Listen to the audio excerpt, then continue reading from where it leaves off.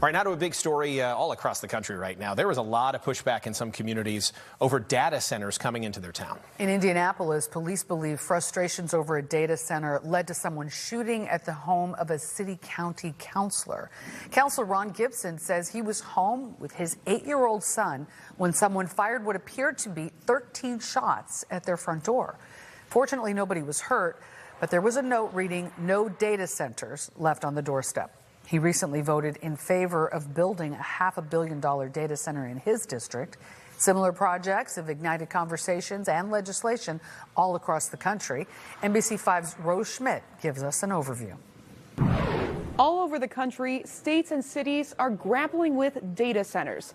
This map shows where the current data centers are located, and according to Axios, at least 11 states have proposed legislation to restrict or ban more from being developed. Data centers need access to large amounts of water for cooling servers. So given our access to the Great Lakes, it's no surprise 2 of those states are in the Midwest. Michigan lawmakers are considering a 1-year moratorium, Minnesota a 2-year. Indiana and Illinois are focusing less on bans and more on regulation. A bill in Indianapolis would require certain data centers that get state tax breaks to share part of their savings with cities.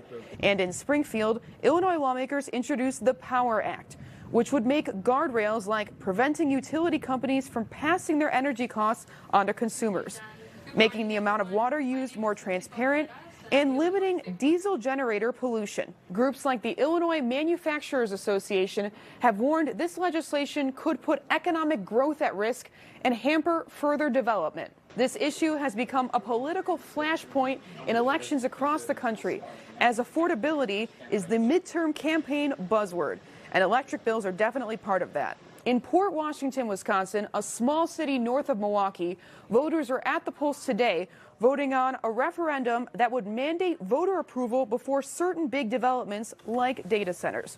Politico reports this would likely be the first city in the country to take a step like this. Rose Schmidt, NBC5 News. This one's not going anywhere. No, it's interesting to see what they do up in Port Washington.